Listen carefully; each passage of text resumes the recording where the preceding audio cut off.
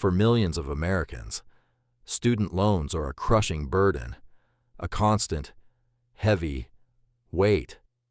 But what if that burden is about to get heavier? What if the rules you've played by for years are about to change, leaving you trapped in a new, unforgiving system?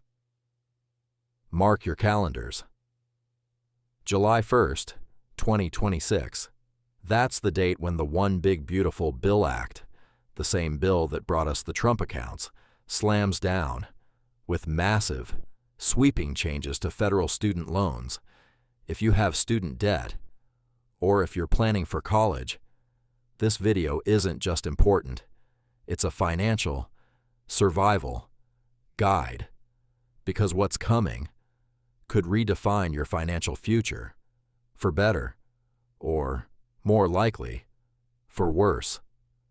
So, what exactly is happening on July 1st, 2026?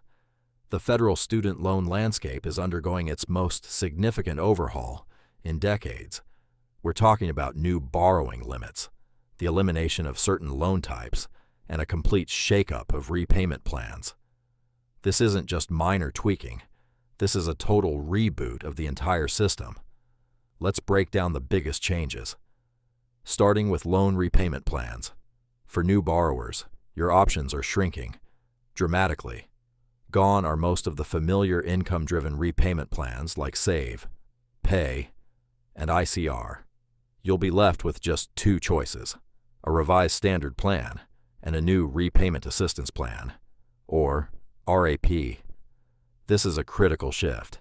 If you are relying on those older, more flexible plans, your monthly payments could skyrocket. Let's look at the cold, hard numbers. Under the old Save plan, a borrower making $50,000 might have paid $0 a month. But under the new Repayment Assistance Plan, that same borrower could see their payment jump to over $250 a month.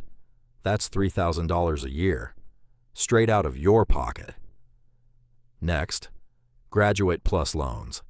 If you're a grad student or a parent planning to help fund graduate school, listen up. Graduate Plus loans are being eliminated for new borrowers. This is huge. These loans often covered the full cost of attendance. Now, new annual and lifetime caps will be in place. This means less access to funds, and potentially more out-of-pocket expenses, or reliance on risky private loans. And it's not just about what's being eliminated. There are new annual and aggregate loan limits for all new borrowers after June 30th, 2026. This could force students to make tougher choices about their education, or push them towards private loan options with higher interest rates and fewer protections. The government is effectively tightening the purse strings on higher education. Think about this. If you're short just $10,000 a year because of these new caps, and you take out a private loan at a 12% interest rate, over 10 years, you'll end up paying back nearly $18,000. That's an extra $8,000 in interest alone, just for the privilege of getting an education. Now, you might be thinking, what about the FAFSA? Good question. The updated FAFSA rules will now exclude family farms, small businesses, and fisheries from asset calculations. This sounds like good news, and for some, it will be. But don't let that distract you from the bigger picture of reduced loan access and fewer repayment options. So, what does this all mean for you? If you currently have federal student loans, or if you're about to take them out, you need to act now.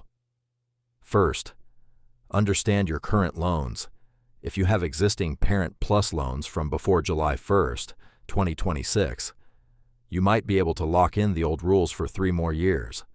Consolidate and enroll in an income-driven repayment plan by July 1st, 2028, to maintain flexible payments.